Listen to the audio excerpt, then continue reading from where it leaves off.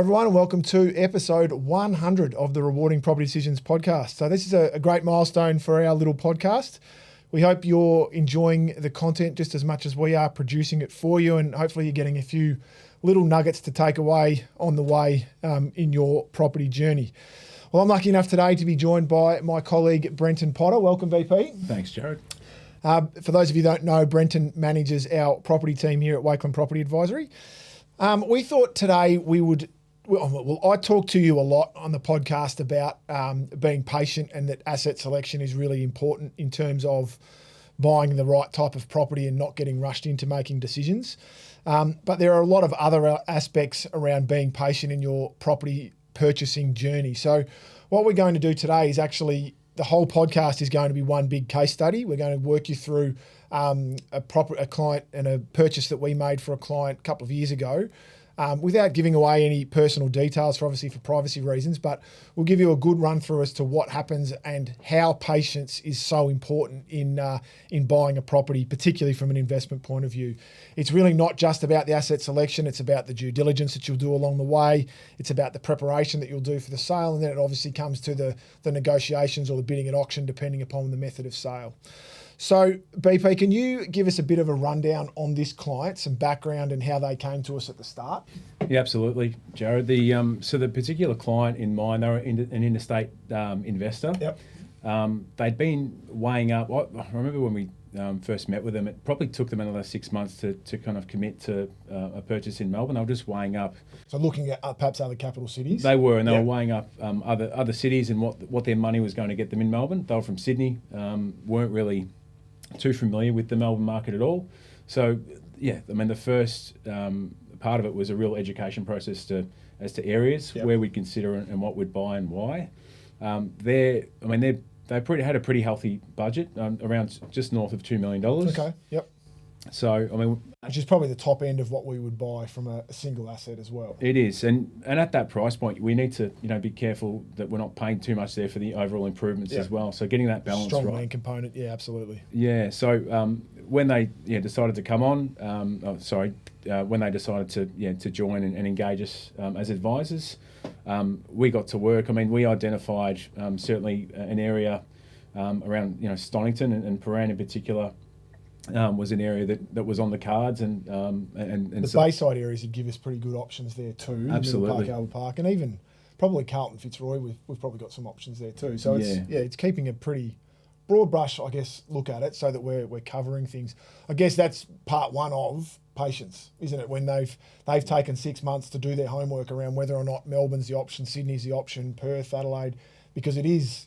Nowadays, if you've got the right services and the right support around you, you can buy anywhere in the country. Absolutely, you can. And I mean, I think that was another big part of it as well, in terms of they engaged us, and then we weren't going to have 5 options a week for them. I mean, there were some properties. We didn't just buy the first one we saw. There were some properties there that 80% were okay, but then it might have been compromised, for example, in its position on a main road location or surrounding development or whatever it might be. So, it is important to be patient. Yeah. So the first step is obviously that market coverage. So in terms of how we approach this, and as many of you will know, when we are doing our market coverage, it's not just an individual advisor that's helping the client out. We're doing this from a team approach, and we cover the market very specifically. So we're looking for the single front cottages and terraces, particularly when we're at that type of price point. There's a lot of different ways for us to come across property though.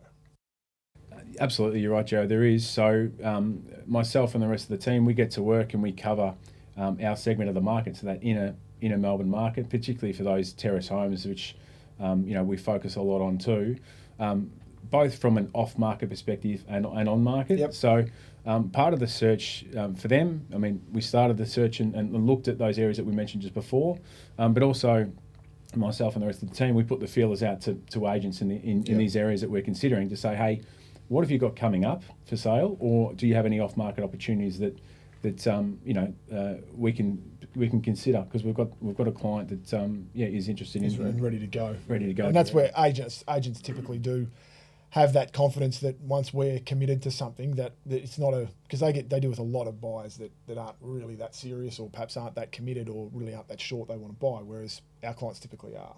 Absolutely, and part of our process, I mean, when we're getting through these properties, I mean, we always like to get a couple of advisors through just to make sure that, that when what we're getting through, the first person that that inspects, there's nothing that goes missed from inspecting a property there. So. Yeah. All right. So once we've done that, we've covered the market. Once we've identified the property, and in this instance, it was an off market. So. Yep. Can you just give us a bit of an overview on this specific property? Obviously, again, we don't want to give away addresses and things like that, but the property was in Paran. So what was it that was so good about this one?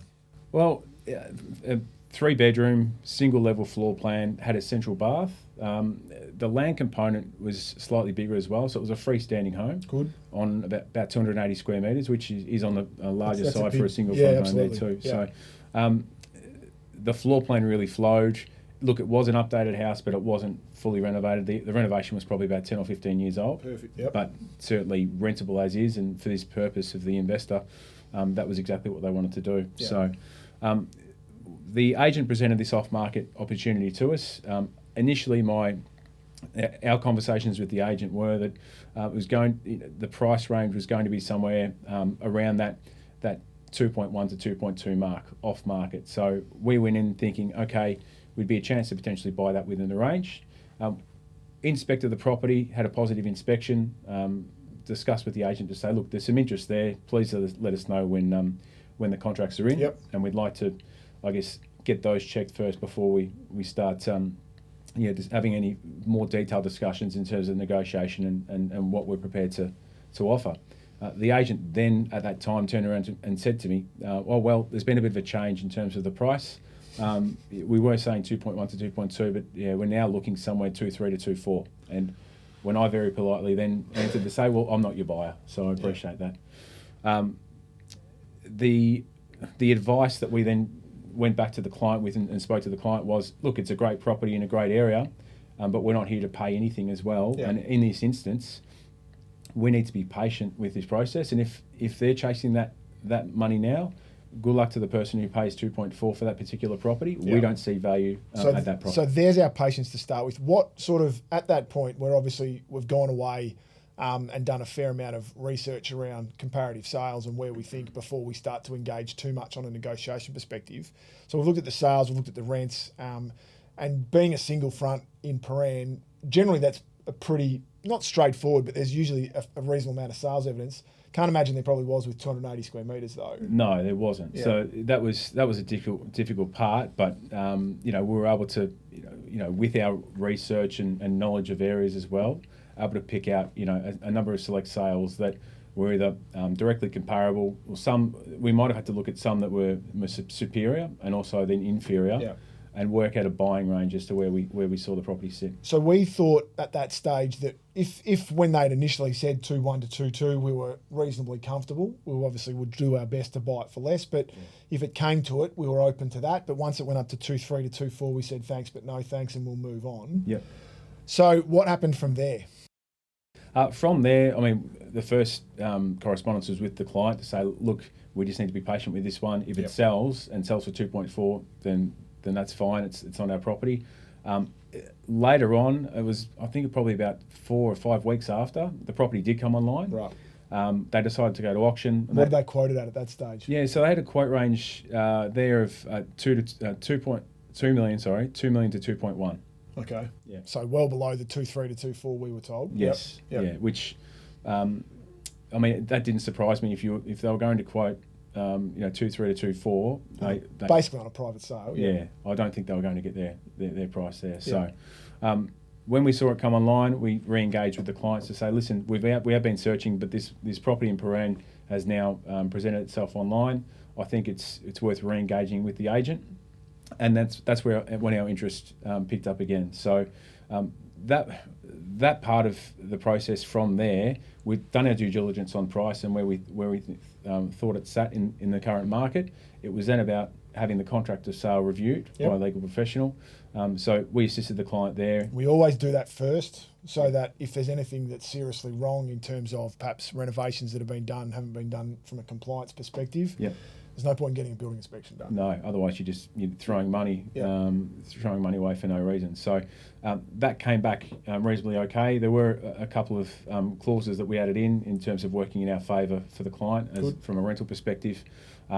We then arranged a building and pest inspection. Now, I mean, this is a nicely presented home, but we always recommend getting one done. There's things that just we can't see. Subfloor, condition of the roof, important parts. So we booked that in. That typically that had a few minor bits and pieces, but nothing that was going to stop us from walking away from the property. And the client was prepared. A big part of our process was, I guess, educating them through and discussing the building report and the minor defects and the major defects as well. If there were any. In this instance, though, there was a little bit of wood rot here or there, some rust on the roof, but overall no major issues. Okay.